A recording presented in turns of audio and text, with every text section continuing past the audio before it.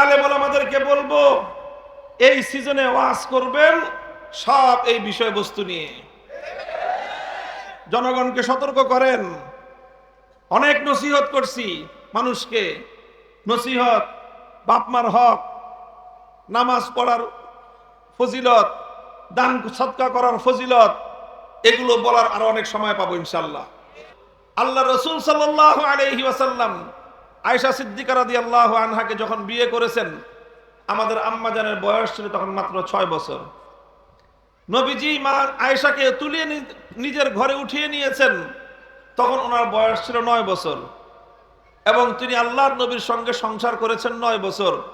নবী যখন ইন্তেকাল করেছেন, মা আয়েশা বিধবা হয়েছেন, তখন ওনার বয়স 18 বছর। এই প্রচলিত অভিশপ্ত আইন, এই প্রচলিত অভিশপ্ত আইন, এই আইন কত ভয়ঙ্কর! কেউ যদি 13 বছর, 14 বছর, 15 বছর, 16 বছর, 17 বছরের কোনো মেয়েকেও বিয়ে করে, তাহলে এই আইন বলে যে সে তার সঙ্গে ধর্ষণ করতেছে। দৃষ্টান্ত হিসেবে বলতে হয়, এই যে এই সমস্ত আইনের যারা মূল করে গেছে এগুলো, তাদের মরহুম নেতা বঙ্গবন্ধু শেখ মুজিবুর রহমান সাহেব, ওনার স্ত্রীর নাম ফজিলতুন্নেসা মুজিব, যখন বিয়ে করছে বয়স তখন 14 বছর। যখন তার গর্ভে তার প্রথম সন্তান মেয়ে আসছে, তখন তার বয়স 18 বছর হয় নাই। এরপরে ওই মেয়ের নাম হয়েছে শেখ হাসিনা। এখন হিসাব করে দেখেন, এগুলো যদি আমি বলতে যাই, কি কি শব্দ দিয়ে প্রচলিত আইন অনুযায়ী আখ্যায়িত করতে হয়, তার ওই বিবাহটা কি হয় এই আইন অনুযায়ী, আর তার স্ত্রীর সঙ্গে তার সম্পর্কের কি পরিণাম দাঁড়ায়, আর ওই সম্পর্কের দ্বারা যে সন্তান জন্ম নিয়েছে ওই সন্তানের পরিচয় কি দাঁড়ায়। আমরা এগুলোকে বলতেছি ইসলামের দৃষ্টিকোণ থেকে কোনো সমস্যা নাই, কিন্তু মুসলমানদের দেশে এই সমস্ত আইন কেন করা হয়? নতুন করে এই আইনের মধ্যে জোরপূর্বক গর্ভধারণ, বৈবাহিক ধর্ষণ ইত্যাদি এই সমস্ত জিনিসকে, এগুলোকে আইনের মধ্যে অন্তর্ভুক্ত করে, এগুলোকে মানবতা বিরোধী আইন সাব্যস্ত করে, মানবতা বিরোধী অপরাধ সাব্যস্ত করে এক সমাজের মধ্যে ভয়ঙ্কর ইসলাম বিরোধী অপতৎপরতা, সমাজটাকে ইসলামী ধারা থেকে সরিয়ে নিয়ে যাওয়ার জন্য চলতেছে। আমরা স্বৈরাচারী ফ্যাসিবাদের বিরুদ্ধে অন্তর্বর্তীকালীন সরকারকে সমর্থন দিচ্ছি। ওনারা বিভিন্ন এনজিও সংস্থাগুলোকে এবং এনজিওদের প্রতিনিধিদেরকে নিয়েই বেশিরভাগ অন্তর্বর্তীকালীন সরকারের অনেকগুলো এনজিওর প্রধানদেরকে এই অন্তর্বর্তীকালীন সরকারের উপদেষ্টা পরিষদে অন্তর্ভুক্ত করেছেন। আমরা কিছু বলি নাই। এনজিওরা অর্থনৈতিক কিছু কর্মতৎপরতা পরিচালনা করে, সেটার বিরুদ্ধে আমাদের কোনো কথা নাই, বার্তা নাই। অর্থনীতির উন্নতিতে যারা অবদান রাখে, ভূমিকা রাখে, আমরা তাদেরকে সহযোগিতা করি, আমরা এটাকে স্বাগত জানাই। কিন্তু অর্থনৈতিক উন্নতির আড়ালে আমার সমাজে সমকামিতাকে বৈধতা দেওয়ার চেষ্টা করা হবে, বৈবাহিক ধর্ষণের নাম আখ্যায়িত করে ঘরে ঘরে দিনদার স্বামী স্ত্রীর সম্পর্ককে ধর্ষণ নামে আখ্যায়িত করে সমাজে অবৈধ ব্যভিচারকে বৈধতা দেওয়ার সার্টিফিকেট দেওয়ার অধিকার আমরা কাউকে দেব না। মুহতারাম হাজিরিন, ব্যাপারটা খুবই ভয়াবহ। ইসলাম ধর্ম পরিষ্কার বলেছে, কোন মুসলিম নারী কোন অমুসলিম পুরুষকে বিবাহ করতে পারবে না। কোন মুসলিম নারী কোন অমুসলিম পুরুষের সাথে তার বিবাহ বন্ধন বৈধ নয়।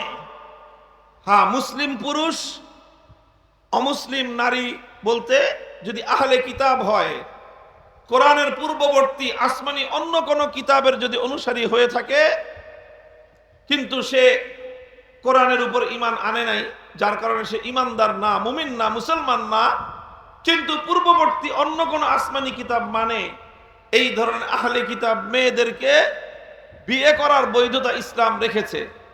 কিন্তু কোন মুসলিম নারীর জন্য কোন আহলে কিতাব পুরুষের কাছে বিবাহ বন্ধন বৈধ রাখে নাই। আন্তঃধর্মীয় বিবাহ বৈধতার নাম দিয়ে যদি কেউ ইসলাম যেই বিবাহকে বৈধ রাখে নাই, ওই ধরনের সম্পর্ককে বিবাহ নাম দিয়ে কেউ যদি দাম্পত্য সম্পর্ক করতে চায়, এটা কোনোদিন বৈধ দাম্পত্য হবে না, এটা প্রত্যেকটা কার্যকলাপ হবে ব্যভিচার। শেখ হাসিনার ভাগ্নি টিউলিপ একটা খ্রিস্টান ছেলেকে বিয়ে করছে। ইসলাম ধর্ম অনুযায়ী সম্পূর্ণ হারাম, তাদের প্রতিটা সম্পর্ক ব্যভিচার। এটার মধ্যে ভিন্ন কোনো ব্যাখ্যার কোনো সুযোগ নাই। এই ধরনের আন্তঃধর্মীয় বিবাহের নামে ব্যভিচারকে সমাজে বৈধতা দেওয়া হচ্ছে, আরেকদিকে ইসলাম সমর্থিত, ইসলাম প্রবর্তিত, ইসলাম অনুসৃত যেই সুন্নতের বিবাহ, ইসলাম মেয়েদের একটু অল্প বয়সে প্রয়োজনের ক্ষেত্রে বিবাহকে উৎসাহিত করেছে। আল্লাহর নবী বলেছেন, ছেলে মেয়েদের যখন বিয়ের বয়স হয়ে যায়, সাবালক হয়ে যায়, তখন যদি উপযুক্ত পাত্র পাত্রী পাওয়া যায় তাহলে তোমরা বিবাহের ব্যবস্থা করে দাও, যদি না করো সমাজে বিশৃঙ্খলা সৃষ্টি হবে। এই জন্য ইসলাম এই বিবাহকে উৎসাহিত করেছে, অথচ সেই সকল বিবাহগুলোকে আইনের মারপ্যাচে অবৈধ ঘোষণা করে আবার সমাজের মধ্যে কিছু মানুষ আছে, তারা বাল্য বিবাহ ঠেকানোটাকে নিজেদের জন্য বিরাট একটা ক্রেডিট মনে করে। এটা কোনো ক্রেডিট নয়, এটা কোনো ক্রেডিট হতে পারে না। এই আইনগুলোকে ইসলামী আইনের আলোকে নতুন করে ঢেলে সাজাতে হবে। আমরা বলি না, এই মুহূর্তে আমরা আপনাদের কাছে এতটা আশা করি না যে আপনারা পূর্ণাঙ্গ ইসলামী শরিয়া বাস্তবায়ন করবেন, তবে এতটুকু তো আমরা অবশ্যই আশা করব যে শরিয়া বিরোধী, শরিয়ার সাথে সরাসরি কন্ট্রাডিক্টেড এবং সাংঘর্ষিক কোনো আইন বাংলাদেশে থাকতে পারবে না। এটা বাংলাদেশের মুক্তিযুদ্ধের কমিটমেন্ট। 1971 সালে যে মুক্তিযুদ্ধ হয়েছিল, সেই মুক্তিযুদ্ধ কেন হয়েছিল? কারণ 70 সালের জাতীয় নির্বাচনে যারা বিজয়ী হয়েছিল বাঙালি, তাদের হাতে পশ্চিম পাকিস্তানিরা ক্ষমতা হস্তান্তর করতে গড়িমসি করেছে বলেই 71-এর মুক্তিযুদ্ধ হয়েছিল। 70-এর জাতীয় নির্বাচনে দেশের মানুষ ভোট দিয়েছিল বাঙালি প্রতিনিধিদেরকে। কেন দিয়েছিল? তাদের কিছু কমিটমেন্ট ছিল, তাদের কিছু অঙ্গীকার ছিল। সেই সকল অঙ্গীকারের মধ্যে একটা অঙ্গীকার ছিল, পাশ করতে পারলে, তারা নির্বাচিত হতে পারলে দেশে কোরআন সুন্নাহ বিরোধী কোনো আইন তৈরি করবে না। তাহলে সেই অঙ্গীকারের ভিত্তিতে 70-এর নির্বাচন হয় এবং তারা বিজয়ী হয়, আর সেই বিজয়ীদেরকে ক্ষমতা হস্তান্তর না করার কারণে 71-এর মুক্তিযুদ্ধ হয়। কাজে এ কথা বলতে কোনো দ্বিধা নাই, বাংলাদেশের 71-এর মুক্তিযুদ্ধ হয়েছিল এই অঙ্গীকারের ভিত্তিতে যে এই জমিনে কোরআন সুন্নাহ বিরোধী কোনো আইন তৈরি হবে না। আমরা স্পষ্ট দাবি তুলতে চাই, আইন সংস্কার করার, সংবিধান সংস্কার করার যেই কমিশন করেছেন, সেখানে কোরআন সুন্নাহর সাথে সরাসরি সাংঘর্ষিক কোনো আইন পুরাতন যদি থেকে থাকে সেগুলোকে বানচাল করতে হবে। নতুন করে কোরআন সুন্নাহর সাথে সাংঘর্ষিক কোন আইন যদি বাংলাদেশে বাস্তবায়ন করার চেষ্টা করা হয়, শাপলা চত্বর হবে, আবার শাপলা চত্বর হবে।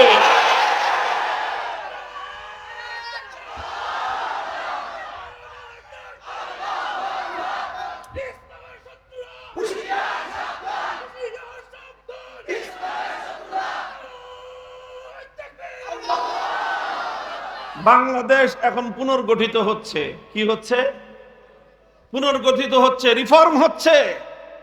এই সময়ে যদি আমরা ঘুমায় থাকি আর আমাদের এই ঘুমের সুযোগ নিয়ে ইসলাম বিরোধী সেই ফ্যাসিবাদের দোসর যারা পকেটমার বলে কিলাইতে কিলাইতে পকেটমারকে জনগণের হাত থেকে দূরে সরায় নিয়ে যায়, তারা নতুন অন্তর্বর্তীকালীন সরকারের মধ্যে অন্তর্ভুক্ত হয়ে আবার সেই ফ্যাসিবাদের কোরআন সুন্নাহ বিরোধী এক একটা ধারাকে বাংলাদেশের আইনের মধ্যে, সংবিধানের মধ্যে অন্তর্ভুক্ত করে এই পশ্চিমা অসভ্য বেহায়া ব্যভিচারের কালচার বাংলাদেশে যদি আমদানি করবার চেষ্টা করে, আপনারা এখন থেকেই সোচ্চার থাকেন, সজাগ থাকেন।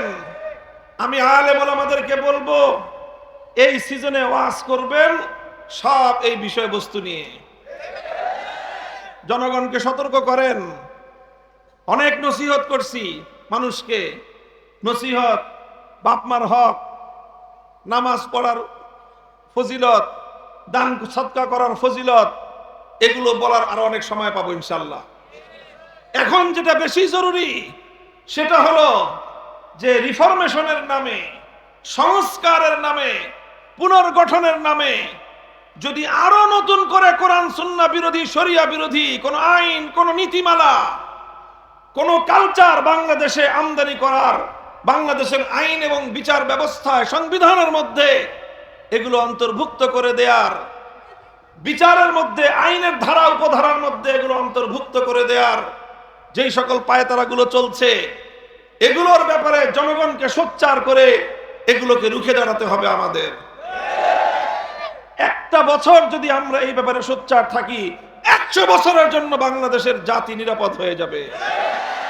আর এই 1 বছর যদি আমরা ঘুমায় থাকি, 100 বছর লক্ষ প্রাণের বিনিময়েও আমরা আর এই দেশকে, এই জাতিকে এই অভিশাপ থেকে মুক্ত করতে পারবো না। আমি 2টা বিষয়ে আপনাদের কাছে উপস্থাপন করলাম।